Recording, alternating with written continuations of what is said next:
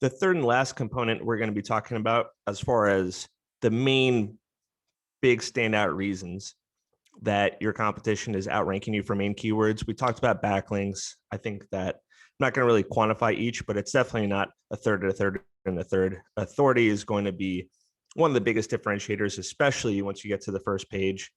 But fundamentally, just even having some authority is absolutely essential to start ranking for some keywords. Second, of course, is content itself, but it's not just creating the content for the main page. It's also having content that covers all the questions associated with your practice areas and a continuous blog, and having really long form content that covers everything that potential client or someone seeking information is going to be interested in. And really this last part is going to be the proper best practices for on-page optimization. And this one is also a little bit tricky. A lot of SEOs would say it is extremely mathematical. And the more that you get into it, the more you can break down these things into, quantifiable components of building the perfect page, you could say. And so at first glance, this is one of the lawyers that's on the first page of Google for Houston criminal lawyer. And at first glance, it seems like this page has the proper on page and it has proper content. And as far as like looking at authority, those that are on top, this is just a metric relative to other people as far as authority, but there's a ton of backlinks. Its authority is 40, pardon me. And then, people ranked above them have 38 and less. So you're like, the backlinks are significantly more in quantity. They seem like they are better quality as well because authority score is quite high. Things like are trending in the correct direction.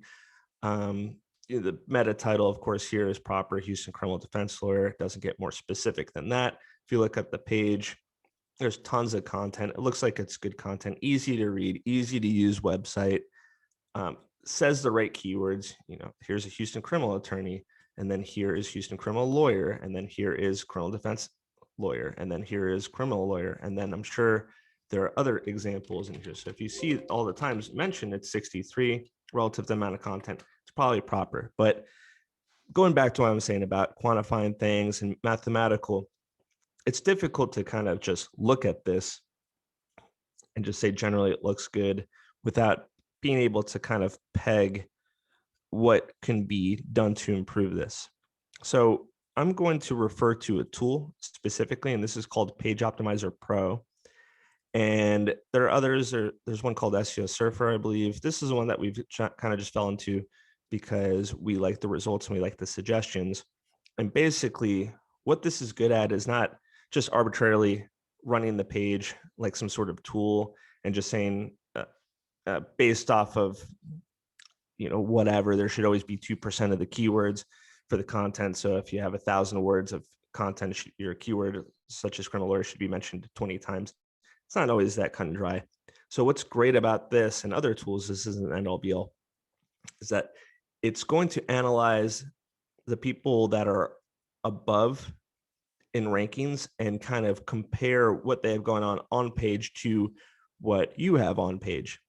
And what's important about that, which is great, is because it's going to a little bit more objectively identify opportunities for H tags or for additional keywords or for more content. And typically these improvements do lead to bumps in rankings specifically. So I believe I ran this, and this is for the homepage, and I clicked on this for standard, and I basically just set this up as a project. I'm not pitching like this product by any means or saying you have to do this with the product, but this just gets you thinking about what on-page edits or updates you can do relative to your competition. So advanced might get a little tricky, but this is basically showing, and this is comparing them to their biggest competition that is outranking them. So in this instance, because of this, the people above them are outranking them while writing less content. So 5,000 words is quite a bit. Sometimes you have to, sometimes you don't. So you don't always have to, compare it, but sometimes it's hard to be like, I have to reduce the content not necessarily have to do that. But you'll see in these instances that these are things that you might have to do. So maybe there's way too many instances of H1 being used, and then you have to use H2s instead. So typically on a page, this is just an example. This isn't supposed to be a clinic on like on-page SEO, but I just want to explain how there is a level of merit right off the bat with these kinds of suggestions.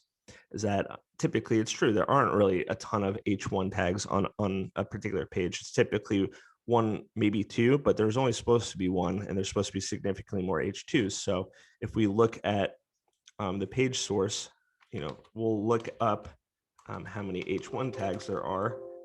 And according to the page source, there's actually 0. So I'm not exactly sure how it determined that, but let's look at this. And so this is a div class that isn't actually an H tag. That is interesting. This is an H1 tag. So that is front and center board certified criminal lawyer. Okay. So that should be always typically like your main keyword standout. That would be your board certified Houston criminal defense lawyer. So that is be something along those lines. And then at this point, this would probably be your H2, but that is yet another H1. And then I would be assuming that this is another instance of another H1, and that is. So there's overuse of H1 tags, and I completely agree that going back to this, there should be a reduction in the amount of H1 tags by 4. There should probably only be 1, and everything else should be H2s. That's just me verifying that is correct. It's not that you have to understand exactly what that means right now. So, but what's great is that it's just having a tool where you can kind of compare what's going on to the competition. And we already know right off the bat that there's an improper use of H tags. I'm not going to say that that's the main reason it's not working, but it's fair to say it could be a contributing factor. And compared to competition, that there's a pretty good balanced use of keywords, but sometimes you can add more and reduce it. This seems to be one of the biggest things that could actually help a little bit there.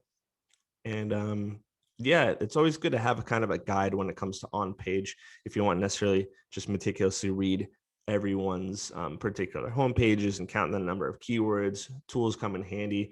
But between this on page, the transparency and the ability to use a tool to assist with on page, looking at sitemaps and looking at the site colon URL to see what their content strategy looks like, and probably most importantly, looking at their backlink portfolio and seeing what opportunities that you can engage in to raise your own authority. Because typically, if you can compete with their overall authority of their website, you have a really good leg to stand on to be able to finally achieve those top rankings.